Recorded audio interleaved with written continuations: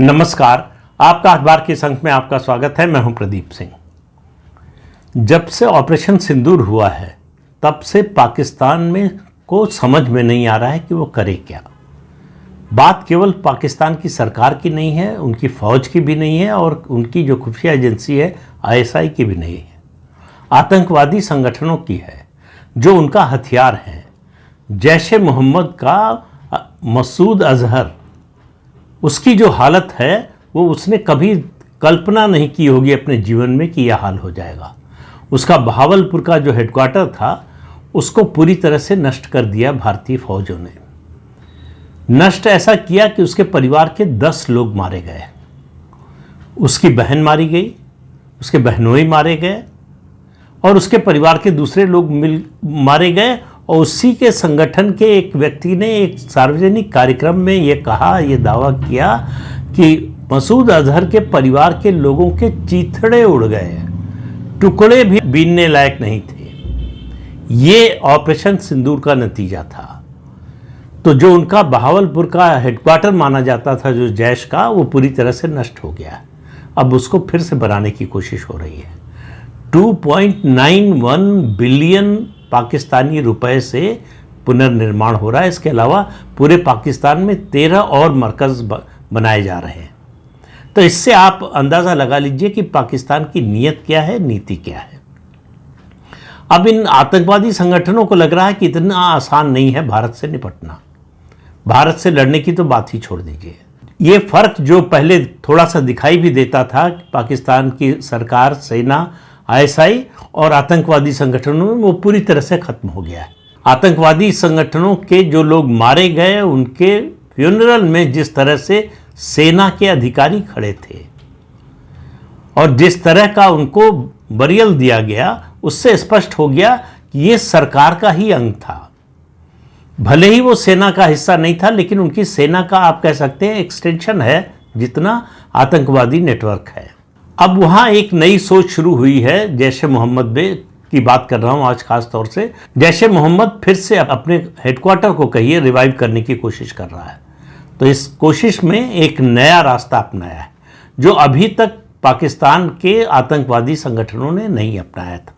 इससे पहले आप याद होगा चेचन्या की ब्लैक विडोज़ का मामला, लिट्टे की ब्लैक टाइगर जो यूनिट थी, और अलकायदा की सादिया अल रिशावी, वो तो ह्यूमन बॉम्ब ही बन गई। अमान में जो बम विस्फोट हुआ था उसमें वो ह्यूमन बॉम्ब की तरह इस्तेमाल की गई।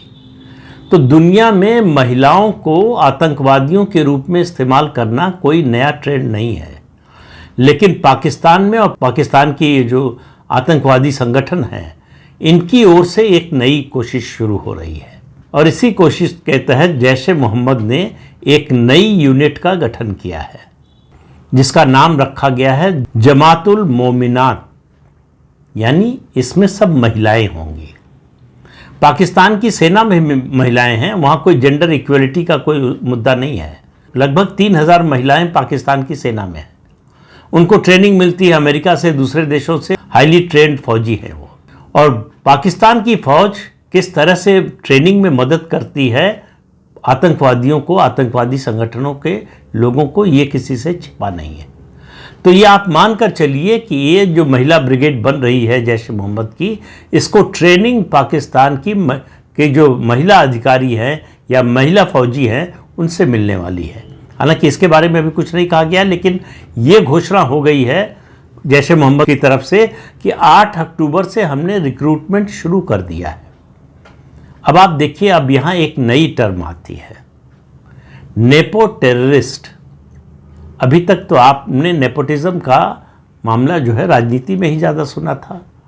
आतंकवाद में, हालांकि आतंकवादी संगठनों में अपने साथियों, अपने परिवार के लोगों को जोड़ने, उनको पद देने की कोई परंपरा कोई बहुत नई नहीं है, लेकिन ये जो काम किया है मसूद अजहर ने, अपनी बहन सादिया अजहर को इसका चीफ बनाया है। अब भारत के लिए ये बड़ा खतरा है। बड़ा खतरा इसलिए नहीं कि आतंकवादी संगठन की ताकत बहुत बढ़ गई है। ये करेंगे क्या? महिलाओं के जरिए रेडिकलाइजेशन का अभियान तेज किया जाएगा और महिला जब रेडिकलाइज करती है तो उसमें उसको मदद मिलती है।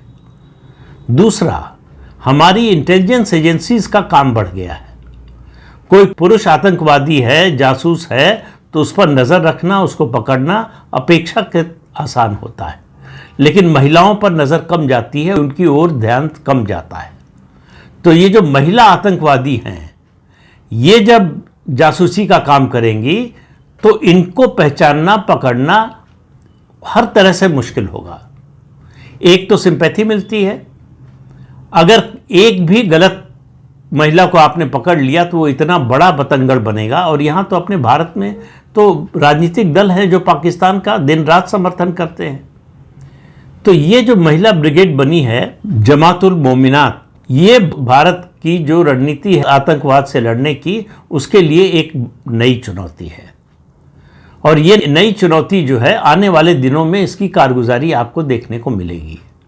इसलिए कह रहा हूँ, भारत सरकार ने भी कहा है कि ऑपरेशन सिंदूर का ये पहला चरण था, ऑपरेशन सिंदूर खत्म नहीं हुआ है। तो जो गतिविधियां हो रही हैं पाकिस्तान में, आतंकवादी संगठन जिस तरह से एक हो रहे हैं, उसको देखते हुए ऑपरेशन सिंदूर पार्ट 2 जल्दी ही हो तो कोई आश्चर्य नहीं है।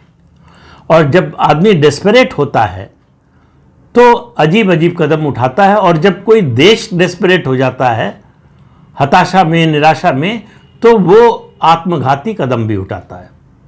पाकिस्तान इस समय अंदर से चारों तरफ से टूट रहा है, और सीमा पर भी उसके लिए समस्या है। भारत से समस्या है, वो तो पुरानी है।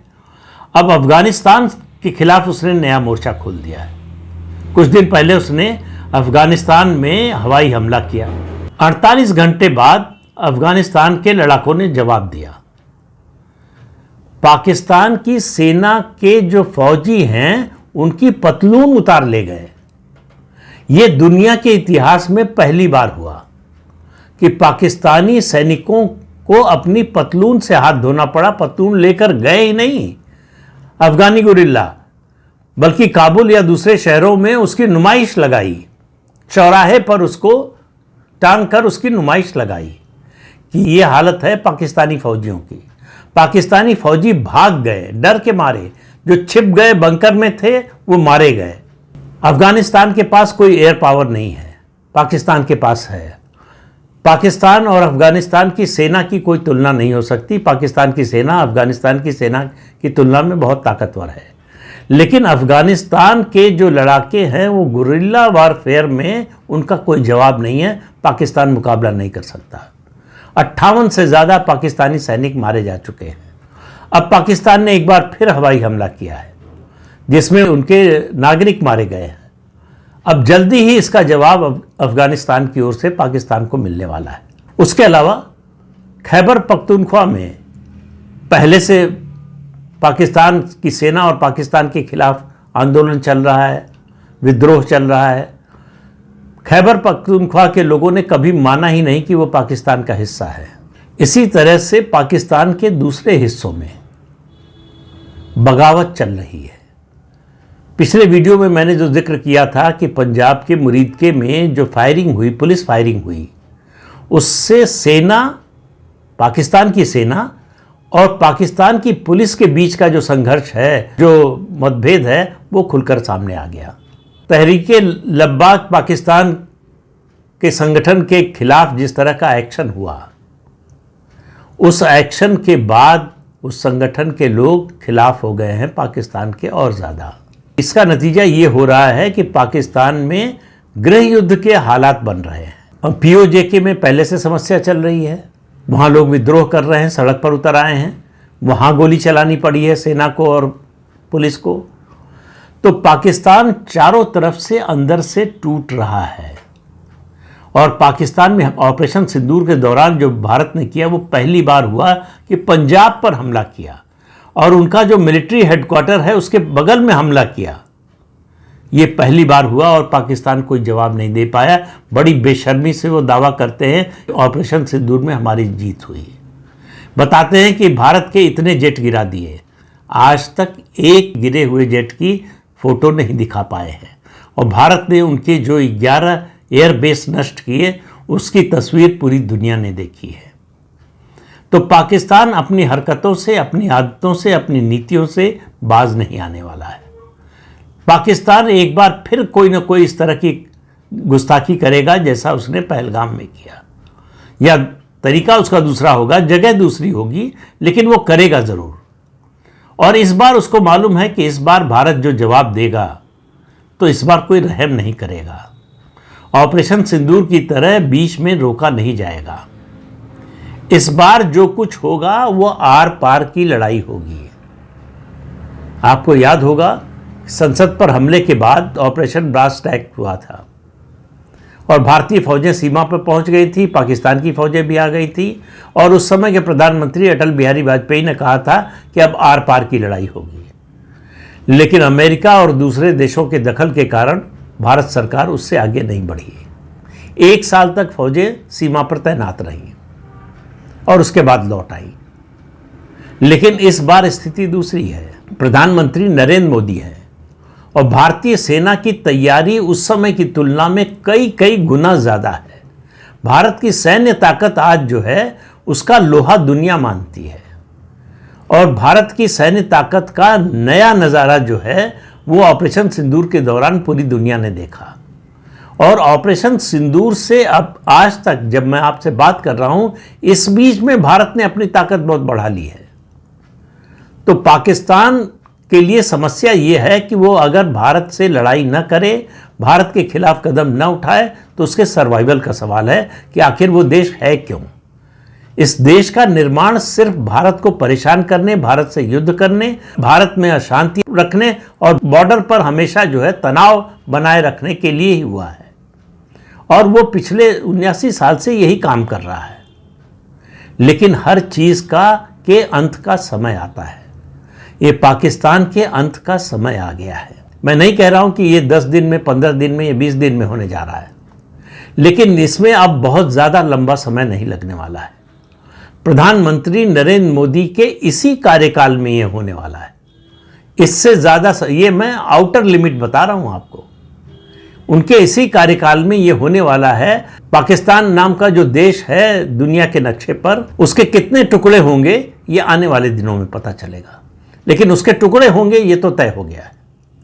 और पाकिस्तान इस प्रक्रिया को अपनी हरकतों से तेज करेगा, क्योंकि वो सच्चाई स्वीकार करने के लिए तैयार नहीं। अगर कोई देश 79 साल से डिनायल मोड में हो, सच्चाई से भाग रहा हो, तो उसका कोई कुछ नहीं कर सकता, और पाकिस्तान का भी कुछ नहीं हो सकता। तो पाकिस्तान टुकड़े टुकड़े होने के लिए बिल्कुल तैयार है।